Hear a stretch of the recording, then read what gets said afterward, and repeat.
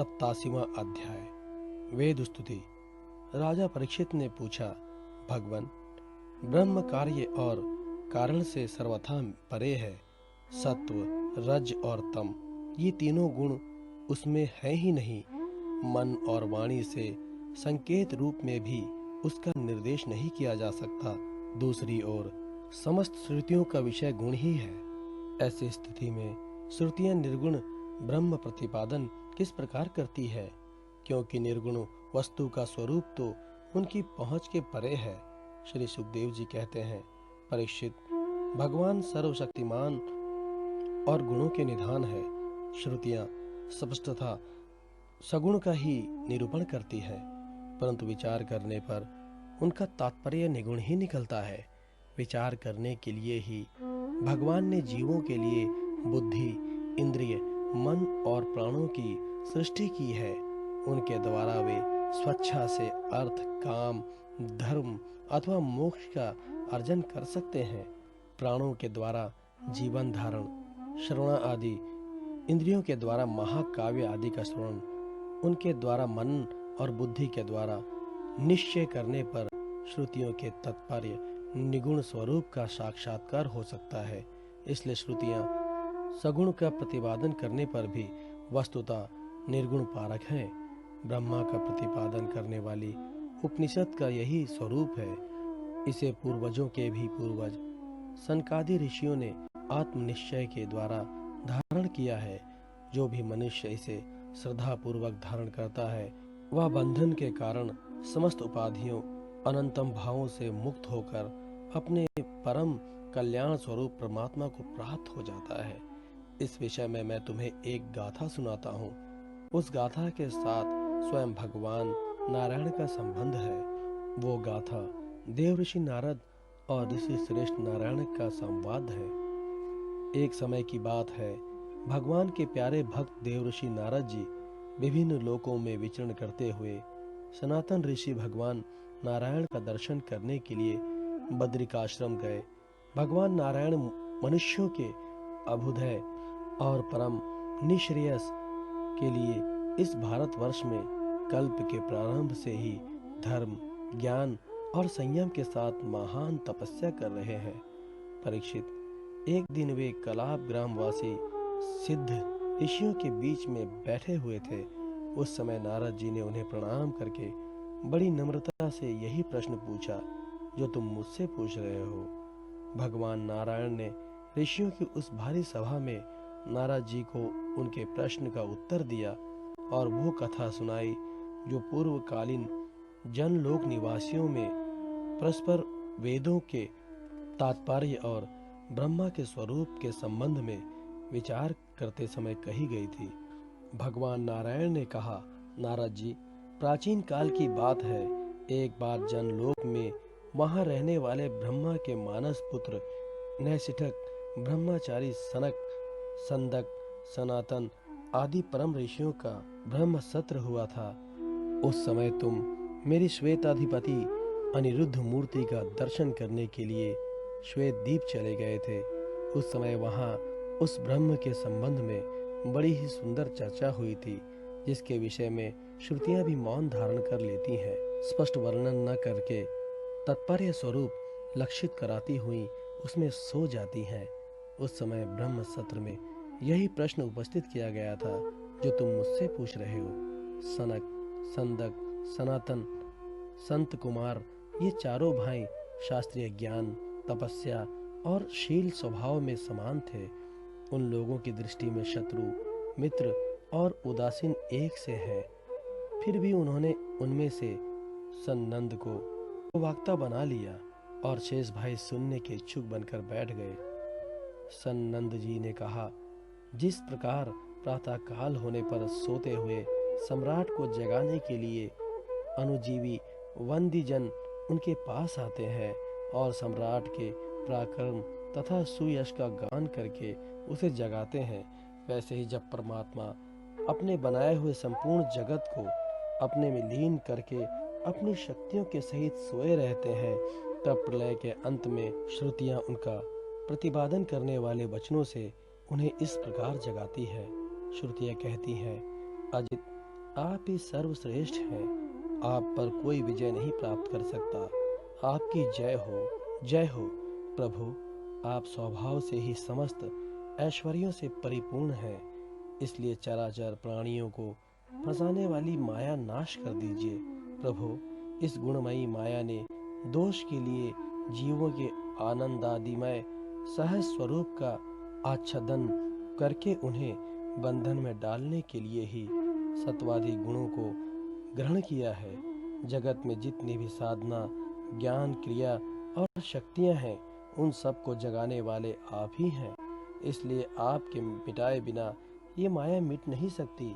इस विषय में यदि प्रमाण पूछा जाए तो आपकी श्वासभूता श्रुतियां ही हम ही प्रमाण है।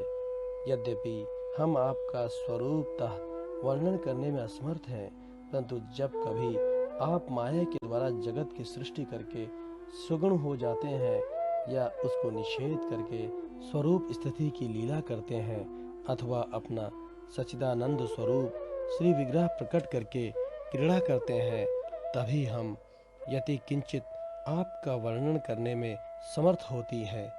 इसमें संदेह नहीं है कि हमारे द्वारा इंद्र, वरुण आदि देवताओं का भी वर्णन किया जाता है, परंतु हमारे सारे मंत्र अथवा सभी मंत्र दृष्टा ऋषि प्रतीत होने वाले इस संपूर्ण जगत को ब्रह्मा स्वरूप ही अनुभव करते हैं, क्योंकि जिस समय ये सारा नहीं रहता उस समय भी आप बच रहते हैं।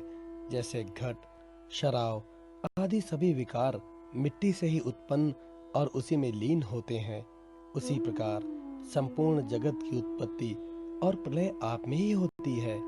तब क्या आप पृथ्वी के समान विकारी हैं? नहीं नहीं, आप तो एक रस निर्विकार हैं। इससे तो ये जगत आप में उत्पन्न नहीं प्रतीत है। इसलिए जैसे घट, शराव आदि का वर्णन भी मिट्टी का ही वर्णन है, वैसे ही इंद्र, वरुण आदि देवताओं को वर्णन भी आपका ही वर्णन है।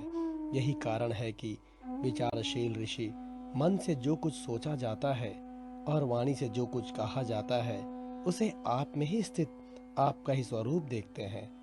मनुष्य आपका पैर चाहे कहीं भी रखे, ईंट, पत्थर या काठ पर, होगा वो पृथ्वी पर ही, क्योंकि वे सब पृथ्वी स्वरूप ही हैं। इसलिए हम चाहे जिस नाम या जिस रूप का वर्णन करें, वो आपका ही नाम, आपका ही रूप है। भगवान, लोग सत्व, रज, तम इन तीन गुणों की माया से बने हुए अच्छे बुरे भावों या अच्छी बुरी क्रियाओं में उलझ जाया करते हैं, परंतु आप तो उस माया नटी के स्वामी, उसको नचाने वाले हैं। इसलिए विचारशील पुरुष आपकी लीला कथा के अमृत सागर में गोते लगाते रहते हैं, और आप इस प्रकार अपने सारे पाप तप को धो बहा देते हैं। क्यों न हो आपकी लीला कथा सभी जीवों के माया मल को नष्ट करने वाली जो है। पुरुषोत्तम, जिन महापुरुषों ने आत्मज्ञान के द्वारा अंतःकरण के राग, द्वेष आदि और शरीर के कालकृत जरा मरण आदि दोष मिटा दिए हैं और निरंतर आपके उस स्वरूप की अनुभूति में मग्न रहते हैं, जो अखंड आनंद स्वरूप है, उन्होंने अपने पाप तत्वों को सदा के लिए शांत भस्म कर दिया है। इसके विषय में तो कहना ही क्या है। भगवान, प्राणधारियों के जीवन की सफलता इसी में है कि वे आपका भजन सेवन करें, आपकी आज्ञा का पालन करें। यदि वे ऐसा नहीं करते तो उनका जीवन व्यर्थ है और उनके शरीर में श्वास का चलना ठीक वैसा ही है जैसा लुहार की धौंकनी में हवा का आना जाना। महातत्व अहंकार आदि ने आपके अनुग्रह से आपके उनमें प्रवेश करने पर ही इस ब्रह्मांड की सृष्टि की है। अन्नमय, प्राणमय, मनोमय, विज्ञानमय और आनंदमय इन पांचों कोशों में पुरुष रूप से रहने वाले आप में मैं की स्फूर्ति करने वाले भी आप ही हैं। आपके ही अस्थि तत्व से उन कोशों के अस्थि तत्व अनुभव होता है और उनके ना रहने पर भी अंतिम अबाध्य रूप से आप विराजमान रहते हैं। इस प्रकार सब में अंतिम और सबकी अवधि होने पर भी आप असंग ही हैं। क्योंकि वास्तव में जो कुछ वृत्तियों के द्वारा असित अथवा नास्तिक रूप में अनुभव होता है, उन समस्त कार्य कारणों से आप परे हैं। नेति नेति के द्वारा इन सब का निषेध हो जाने पर भी आप ही शेष रहते हैं, क्योंकि आप उस निषेध के भी साक्षी हैं और वास्तव में आप ही एकमात्र सत्य हैं। ऋषियों ने आपकी प्राप्ति के लिए अनेकों मार्ग माने हैं। उनमें जो स्थूल दृष्टि वाले हैं, वे मणिपूरक चक्र में अग्नि रूप से आपकी उपासना करते हैं। अरुण वंश के ऋषि समस्त नाड़ियों के निकलने के स्थान हृदय में आपके परम सूक्ष्म स्वरूप दहर ब्रह्मा की उपासना करते हैं। प्रभु, हृदय से ही आपको प्राप्त करने का श्रेष्ठ मार्ग सुषुम्ना नाड़ी ब्रह्मरंध्र तक गई हुई है। जो पुरुष उस ज्योतिमय मार्ग को प्राप्त कर लेता है और उससे ऊपर की ओर बढ़ता है, वो फिर जन्म मृत्यु के चक्कर में नहीं पड़ता। भगवान, आपने ही देवता, मनुष्य और पशु पक्षी आदि योनियां बनाई हैं। सदा सर्वदा सब रूपों में आप ही हैं। इसलिए करुणा से प्रवेश न करने पर भी आप ऐसे ज्ञान पढ़ते हैं मानो उसमें प्रविष्ट हुए हों। साथ ही विभिन्न आकृतियों का अनुकरण करके कहीं उत्तम तो कहीं अधम रूप से प्रतीत होते हैं। जैसे आग छोटी बड़ी लकड़ियों और कर्मों के अनुसार प्रचुर अथवा अल्प परिणाम में या उत्तम अधम रूप में प्रतीत होते हैं। इसलिए संत पुरुष लौकिक परलौकिक कर्मों की दुकानदारी से उनके फलों से विरक्त हो जाते हैं और अपनी निर्मल बुद्धि से सत्य असत्य, आत्मा अनात्मा को पहचान कर जगत के झूठे रूपों में नहीं फंसते। आपके सर्वत्र एक रस अभाव से स्थित सत्य स्वरूप का साक्षात्कार करते हैं। प्रभु, जीव जिन शरीरों में रहता है वे उसके कर्म के द्वारा निर्मित होते हैं और वास्तव में उन शरीरों के कार्य कारण रूप आवरणों से वो रहित है, क्योंकि वस्तुतः उन आवरणों की सत्ता ही नहीं है। तत्वज्ञानी पुरुष ऐसा कहते हैं कि समस्त शक्तियों को धारण करने वाले आपका ही वो स्वरूप है। स्वरूप होने के कारण अंश ना होने पर भी उसे अंश कहते हैं और निर्मित ना होने पर भी निर्मित कहते हैं। इससे बुद्धिमान पुरुष जीव के वास्तविक स्वरूप पर विचार करके परम विश्वास के साथ आपके चरण कमलों की उपासना करते हैं, क्योंकि आपके चरण ही समस्त वैदिक कर्मों के समर्पण स्थान और मोक्ष स्वरूप है। भगवान, परमात्मा तत्व का ज्ञान प्राप्त करना अत्यंत कठिन है। उसी का ज्ञान कराने के लिए आप विविध प्रकार के अवतार ग्रहण करते हैं और उनके द्वारा ऐसी लीला करते हैं जो अमृत के महासागर से भी मधुर और मादक होती है। जो लोग उसका सेवन करते हैं उनकी सारी थकावट दूर हो जाती है, वे परमा आनंद में मग्न हो जाते हैं। कुछ प्रेमी भक्त तो ऐसे होते हैं जो आपकी लीला कथाओं को छोड़कर मोक्ष की भी अभिलाषा नहीं करते। स्वर्ग आदि की तो बात ही क्या है, वे आपके चरण कमलों के प्रेमी परम हंसों के सत्संग में जहाँ आपकी कथा होती है इतना सुख मानते हैं कि उसके लिए इस जीवन में प्राप्त अपने घर गृहस्थी का भी परित्याग कर देते हैं। प्रभु, ये शरीर आपकी सेवा का साधन होकर जब आपके पथक का अनुरागी हो जाता है, तब आत्मा हितैषी, सुहृद और प्रिय व्यक्ति के समान आचरण करता है। आप जीव के सच्चे हितैषी, प्रियतम और आत्मा ही हैं और सदा सर्वदा जीव को अपनाने के लिए तैयार भी रहते हैं।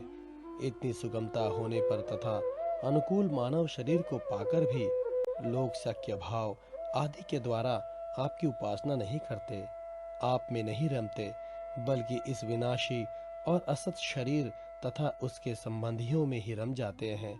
उन्हीं की उपासना करने लगते हैं और इस प्रकार अपने आत्मा का हनन करते हैं, उसे उद्योग गति में पहुंचाते हैं। भला ये कितने कष्ट की बात है। इसका फल ये होता है कि उनकी सारी वृत्तियां, सारी वासनाएं शरीर आदि में ही लग जाती हैं और फिर उनके अनुसार उनको पशु पक्षी आदि के न जाने कितने बुरे बुरे शरीर ग्रहण करने पड़ते हैं और इस प्रकार अत्यंत भयावह जन्म मृत्यु रूप संसार में भटकना पड़ता है। प्रभु, बड़े बड़े विचारशील योगी यति अपने प्राण, मन और इंद्रियों को वश में करके दृढ़ योगाभ्यास के द्वारा हृदय में आपकी उपासना करते हैं, परंतु आश्चर्य की बात तो ये है कि उनमें जिस पद की प्राप्ति होती है उसकी प्राप्ति उन शत्रुओं को भी हो जाती है जो आपसे वैर भाव रखते हैं, क्योंकि स्मरण तो वे भी करते ही हैं। कहाँ तक कहें भगवान, वे स्त्रियां जो अज्ञानवश आपको परिच्छन्न मानती है और आपकी शेषनाग के समान मोटी, लंबी तथा सुकुमार भुजाओं के प्रति कामाभाव से आसक्त रहती हैं, जिस परम पद को प्राप्त करती हैं वही पद हम श्रुतियों को भी प्राप्त होता है। यद्यपि हम आपको सदा सर्वदा एक रस अनुभव करती हैं और आपके चरणारविंद का मकरंद रस पान करती रहती हैं, क्यों न हो आप समदर्शी जो हैं, आपकी दृष्टि में उपास के परिच्छन्न या अपरिच्छन्न भाव में कोई अंतर नहीं है। भगवान, आप अनादि और अनंत हैं, जिसका जन्म और मृत्यु काल से सीमित है, वो भला आपको कैसे जान सकता है। स्वयं ब्रह्मा जी निवृत्ति प्रायण सनकादि तथा प्रवृत्ति प्रायण मरीचि आदि भी बहुत पीछे आपसे ही उत्पन्न हुए हैं। जिस समय आप सबको समेटकर सो जाते हैं, उस समय ऐसा कोई साधन नहीं रह जाता जिससे उनके साथ ही सोया हुआ जीव आपको जान सके, क्योंकि उस समय ना तो आकाश आदि स्थूल जगत रहता है और ना तो महातत्ववादी सूक्ष्म जगत। इन दोनों से बने हुए शरीर और उनके निमित्त क्षण मुहूर्त आदि काल के अंग भी नहीं रहते। उस समय कुछ भी नहीं रहता, यहाँ तक कि शास्त्र भी आप में ही समा जाते हैं। ऐसी अवस्था में आपको जानने की चेष्टा ना करके आपका भजन करना ही सर्वोत्तम मार्ग है। प्रभु, कुछ लोग मानते हैं कि असत जगत की उत्पत्ति होती है और कुछ लोग कहते हैं कि सत रूप दुखों का नाश होने पर मुक्ति मिलती है। दूसरे लोग आत्मा को अनेक मानते हैं, तो कई लोग कर्म के द्वारा प्राप्त होने वाले लोक और परलोक रूप व्यवहार को सत्य मानते हैं। इसमें संदेह नहीं कि ये सभी बातें भ्रम मूलक हैं और वे आरोप करके ही ऐसा उपदेश करते हैं। पुरुष त्रिगुणमय है, इस प्रकार का भेदभाव केवल अज्ञान से ही होता है और आप अज्ञान से सर्वथा परे हैं। इसलिए ज्ञान स्वरूप आप में किसी प्रकार का भेदभाव नहीं है। ये त्रिगुणात्मक जगत मन की कल्पना मात्र है। केवल यही नहीं, परमात्मा और जगत से पृथक प्रतीत होने वाला पुरुष भी कल्पना मात्र ही है। इस प्रकार वास्तव में असत होने पर भी अपने सत्य अधिष्ठान आपकी सत्ता के कारण यह सत्य सा प्रतीत हो रहा है।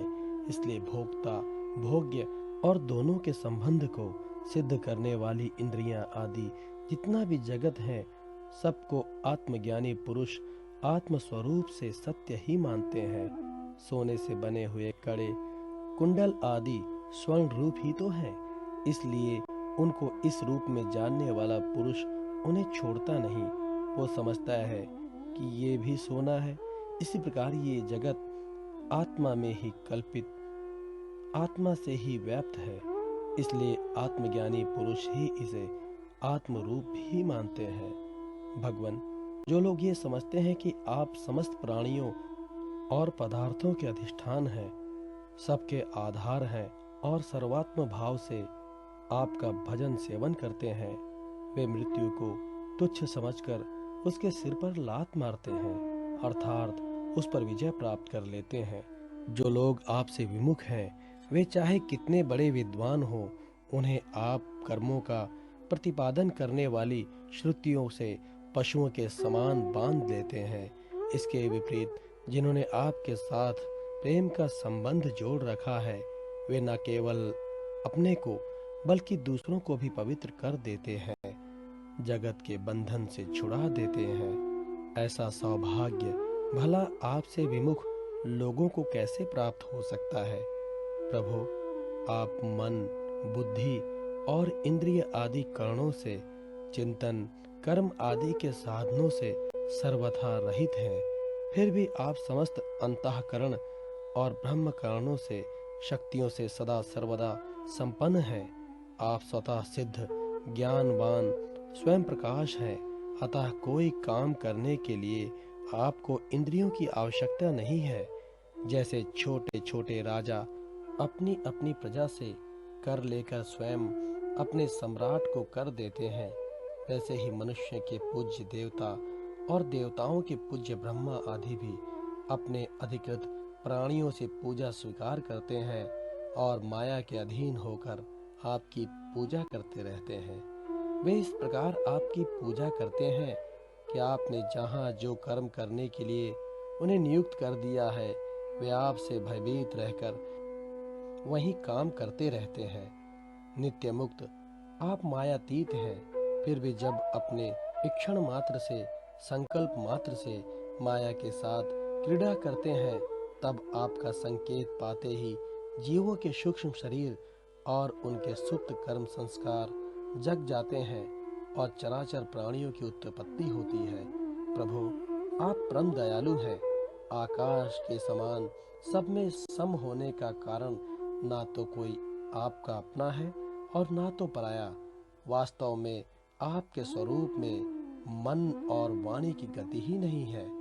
आप में कार्य कारण रूप प्रपंच का अभाव होने से बाह्य दृष्टि से आप शून्य के समान ही जान पड़ते हैं, परंतु उस दृष्टि के भी अधिष्ठान होने के कारण आप परम सत्य हैं। भगवन, आप नित्य एक रस हैं।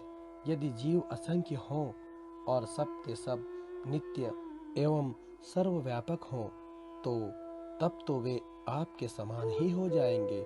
उस हालत में वे शासित और आप शासक, ये बात बन ही नहीं सकती, और तब आप उनका नियंत्रण कर ही नहीं सकते। उनका नियंत्रण आप तभी कर सकते हैं जब वे आपसे उत्पन्न एवं आपकी अपेक्षा न्यून हो। इसमें संदेह नहीं है कि ये सब के सब जीव तथा इनकी एकता या विभिन्नता आपसे ही उत्पन्न हुई है। इसलिए आप उनमें करुण रूप से रहते हुए भी उनके नियामक हैं। वास्तव में आप उनमें समरूप से स्थित हैं, परंतु ये जाना नहीं जा सकता कि आपका वो स्वरूप कैसा है, क्योंकि जो लोग ऐसा समझते हैं उन्हें हमने जान लिया है। उन्होंने वास्तव में आपको नहीं जाना। उन्होंने तो केवल अपनी बुद्धि के विषय को जाना है, जिससे आप परे हैं, और साथ ही मति के द्वारा जितनी वस्तुएं जानी जाती हैं, वे मतियों की भिन्नता के कारण भिन्न भिन्न होती हैं। इसलिए उनकी दृष्टता एक मत के साथ दूसरे मत का विरोध प्रत्यक्ष ही है। अतएव आपका स्वरूप समस्त मतों के परे है। स्वामिन, जीव आपसे उत्पन्न होता है, ये कहने का ऐसा अर्थ नहीं है कि आप परिणाम के द्वारा जीव बनते हैं। सिद्धांत तो ये है कि प्रकृति और पुरुष दोनों ही अजन्मा है, अर्थात उनका वास्तविक स्वरूप जो आप हैं कभी वृत्तियों के अंदर उतरता नहीं, जन्म नहीं लेता। तब प्राणियों का जन्म कैसे हो सकता है? अज्ञान के कारण प्रकृति को पुरुष और पुरुष को प्रकृति समझ लेने से, एक का दूसरे के साथ संयोग हो जाने से, जैसे बुलबुला नाम की कोई स्वतंत्र वस्तु नहीं है, परंतु उपादान कारण जल और निमित्त कारण वायु के संयोग से उसकी सृष्टि हो जाती है। प्रकृति में पुरुष और पुरुष में प्रकृति का अध्यास हो जाने के कारण ही जीवों के विविध नाम और गुण रख लिए जाते हैं। अंत में जैसे समुद्रों में नदियां और मधु में समस्त पुष्पों के रस समा जाते हैं, वैसे ही वे सब के सब उपाधि रहित आप में समा जाते हैं। इसलिए जीवों की भिन्नता और उनका पृथक अस्तित्व आपके द्वारा नियंत्रित है। उनकी पृथक स्वतंत्रता और सर्वव्यापकता आदि वास्तविक सत्य को न जानने के कारण ही मानी जाती है। भगवान, सभी जीव आपकी माया से भ्रम में भटक रहे हैं। उनको आपसे पृथक मानकर जन्म मृत्यु का चक्कर काट रहे हैं, परंतु बुद्धिमान पुरुष इस भ्रम को समझ लेते हैं और संपूर्ण भक्ति भाव से आपकी शरण ग्रहण करते हैं, क्योंकि आप जन्म मृत्यु के चक्कर से छुड़ाने वाले हैं। यद्यपि शीत, ग्रीष्म और वर्षा, इन 3 भागों वाला काल चक्र आपका भूविलास मात्र है, वो सभी को भयभीत करता है, परंतु वह उन्हीं को बार बार भयभीत करता है जो आपकी शरण नहीं लेता। जो आपके शरणागत भक्त हैं, उन्हें भला जन्म मृत्यु संसार का भय कैसे हो सकता है। अजन्मा प्रभु, जिन योगियों ने अपनी इंद्रियों और प्राणों को वश में कर लिया है, वे भी जब गुरुदेव के चरणों की शरण न लेकर उच्छृंखल एवं अत्यंत चंचल मन तरंग को अपने वश में करने का प्रयत्न करते हैं, तब अपने साधनों में सफल नहीं होते। उन्हें बार बार खेद और सैकड़ों विपत्तियों का सामना करना पड़ता है। केवल श्रम और दुख ही उनके हाथ लगता है। उनकी ठीक वही दशा होती है जैसी समुद्र में बिना कर्णधार की नाव पर यात्रा करने वाले व्यापारियों की होती है।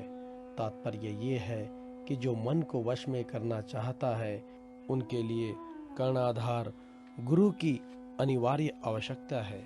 भगवान, आप अखंड आनंद स्वरूप और शरणागतों के आत्मा हैं। आपके रहते स्वजन, पुत्र, देह, स्त्री, धन, महल, पृथ्वी, प्राण और रथ आदि से क्या प्रयोजन है।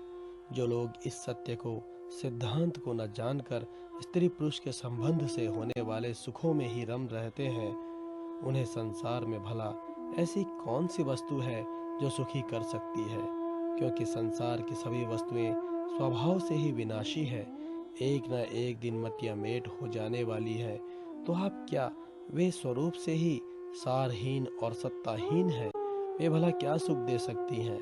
भगवान, जो ऐश्वर्य, लक्ष्मी, विद्या, जाति, तपस्या आदि के घमंड से रहित हैं, वे संत पुरुष इस पृथ्वी तल पर परम पवित्र और सबको पवित्र करने वाले पुण्यमय सच्चे तीर्थ स्थान हैं, क्योंकि उनके हृदय आपके चरणारविंद सर्वदा विराजमान रहते हैं। और यही कारण है कि उन संत पुरुषों का चरणामृत समस्त पापों और तपों को सदा के लिए नष्ट कर देने वाला है।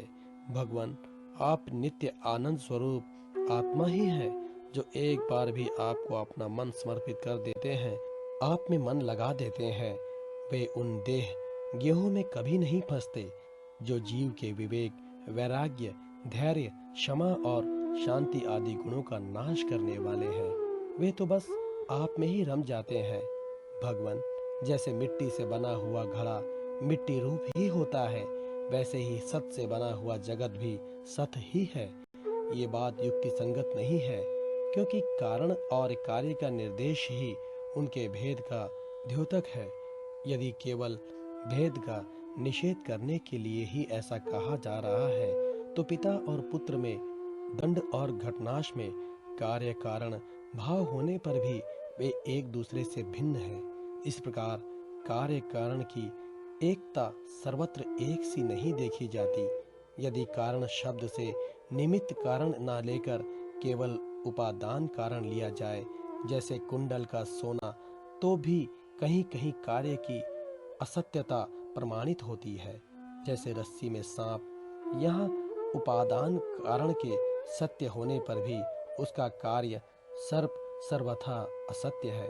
यदि ये कहा जाए कि प्रतीत होने वाले सर्प का उपादान कारण केवल रस्सी नहीं है, उसके साथ अविद्या का, भ्रम का मेल भी है, तो ये समझना चाहिए कि अविद्या और सत वस्तु के संयोग से ही इस जगत की उत्पत्ति हुई है। इसलिए जैसे रस्सी में प्रतीत होने वाला सर्प मिथ्या है, वैसे ही इस सत वस्तु में अविद्या के संयोग से प्रतीत होने वाला नाम रूपात्मक जगत भी मिथ्या है।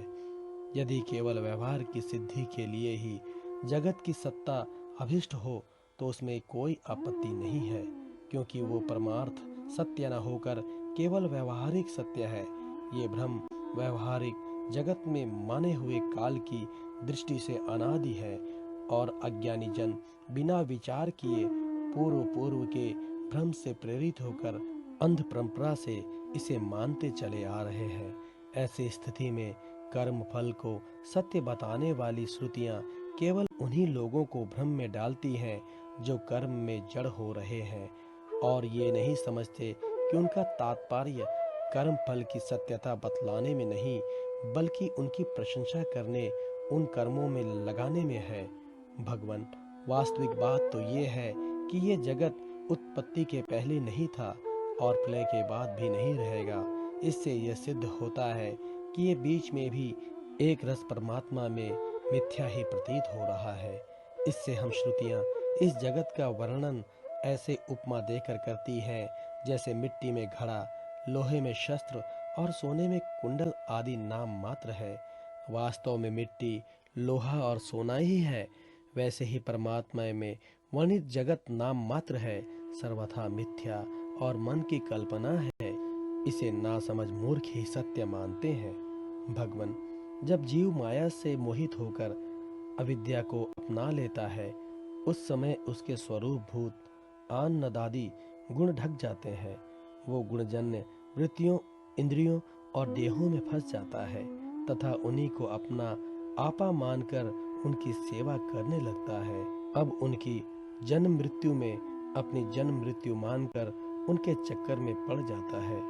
परंतु प्रभु, जैसे सांप अपने केंचुल से कोई संबंध नहीं रखता, उसे छोड़ देता है, वैसे ही आप माया अविद्या से कोई संबंध नहीं रखते, उसे सदा सर्वदा छोड़े रहते हैं। इसी से आपके संपूर्ण ऐश्वर्य सदा सर्वदा आपके साथ रहते हैं। अणिमा आदि अष्ट सिद्धियों से युक्त परमेश्वर्य में आपकी स्थिति है। इसी से आपका ऐश्वर्य, धर्म, यश भी, ज्ञान और वैराग्य अपरिमित है, अनंत है। वो देश, काल और वस्तुओं की सीमा से आबाद नहीं है। भगवान, यदि मनुष्य योगी यति होकर भी अपने हृदय की विषय वासनाओं को उखाड़ नहीं फेंकता, तो उन असाधकों के लिए आप हृदय में रहने पर भी वैसे ही दुर्लभ हैं जैसे कोई अपने गले में मणि पहने हुए हो, परंतु उसकी याद न रहने पर उसे ढूंढता फिरे इधर उधर। जो साधक अपनी इंद्रियों को तृप्त करने में ही लगे रहते हैं, विषयों से विरक्त नहीं होते, उन्हें जीवन भर और जीवन के बाद भी दुख ही दुख भोगना पड़ता है, क्योंकि वे साधक नहीं, दंभी है। एक तो अभी उन्हें मृत्यु से छुटकारा नहीं मिला है, लोगों को रिझाने, धन कमाने आदि के क्लेश उठाने पड़ रहे हैं, और दूसरे आपका स्वरूप न जानने के कारण अपने धर्म कर्म का उल्लंघन करने से परलोक में नरक आदि प्राप्त होने का भय भी बना रहता है। भगवान, आपके वास्तविक स्वरूप को जानने वाला पुरुष आपके दिए हुए पुण्य और पाप कर्मों के फल, सुख एवं दुखों को नहीं जानता, नहीं भोगता। वो भोग्य और भोक्तापन के भाव से ऊपर उठ जाता है। उस समय विधि निषेध के प्रतिपादक शास्त्र भी उससे निवृत्त हो जाते हैं, क्योंकि वे देहाभिमानियों के लिए है। उनकी ओर तो उसका ध्यान ही नहीं जाता। जिसे आपके स्वरूप का ज्ञान नहीं हुआ है, वो भी यदि प्रतिदिन आपकी प्रत्येक युग में की हुई लीलाओं, गुणों का गुणगान सुन सुनकर उनके द्वारा आपको अपने हृदय में बैठा लेता है, तो अनंत अचिंत्य दिव्य गुण गणों के निवास स्थान प्रभु, आपका वो प्रेमी भक्त भी पाप पुण्यों के फल, सुख दुखों और विधि निषेधों से अतीत हो जाता है, क्योंकि आप ही उनकी मोक्ष स्वरूप गति है। परंतु इन ज्ञानी और प्रेमियों को छोड़कर और सभी शस्त्र बंधन में है तथा वे उसका उल्लंघन करने पर दुर्गति को प्राप्त होते हैं। भगवान, स्वर्ग आदि लोकों के अधिपति इंद्र, ब्रह्मा प्रभृति भी आपकी था आपका पार ना पा सके, और आश्चर्य की बात तो ये है कि आप भी उसे नहीं जानते, क्योंकि जब अंत है ही नहीं तब कोई जानेगा कैसे। प्रभु, जैसे आकाश में हवा से धूल के नन्हे नन्हे कण उड़ते रहते हैं, वैसे ही आप में काल के वेग से अपने से उत्तरोत्तर 10 गुने 7 आवरणों के सहित असंख्य ब्रह्मांड एक साथ ही घूमते रहते हैं। तब भला आपकी सीमा कैसे मिले? हम श्रुतियां भी आपके स्वरूप का साक्षात वर्णन नहीं कर सकती।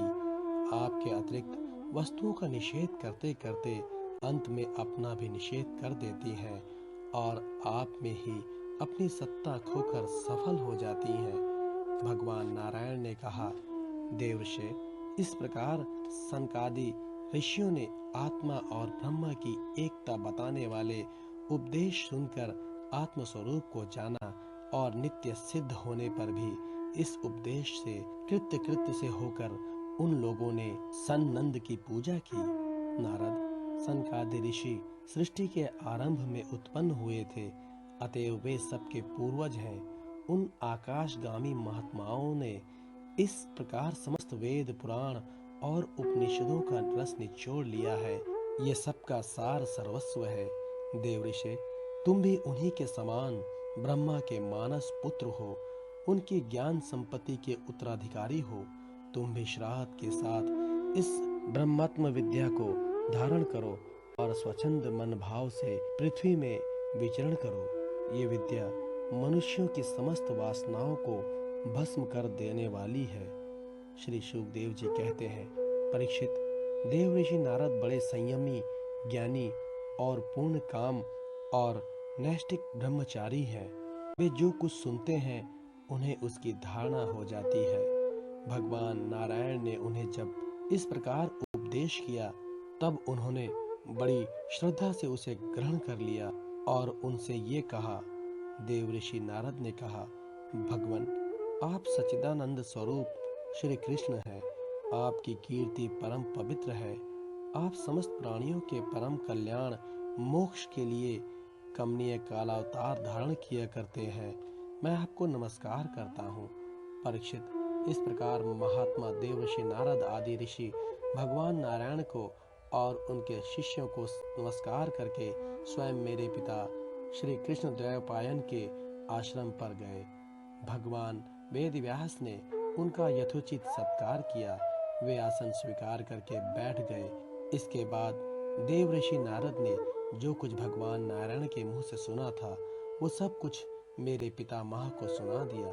राजन, इस प्रकार मैंने तुम्हें बतलाया कि मन वाणी से अगोचर और समस्त प्राकृत गुणों से रहित परब्रह्म परमात्मा का वर्णन श्रुतियां किस प्रकार करती हैं और उसमें मन का कैसे प्रवेश होता है, यही तो तुम्हारा प्रश्न था। परीक्षित, भगवान ही इस विश्व का संकल्प करते हैं तथा उसके आदि, मध्य और अंत में स्थित रहते हैं। वे प्रकृति और जीव दोनों के स्वामी हैं। उन्होंने ही इसकी सृष्टि करके जीव के साथ उसमें प्रवेश किया है और शरीरों का निर्माण करके वे ही उनका नियंत्रण करते हैं।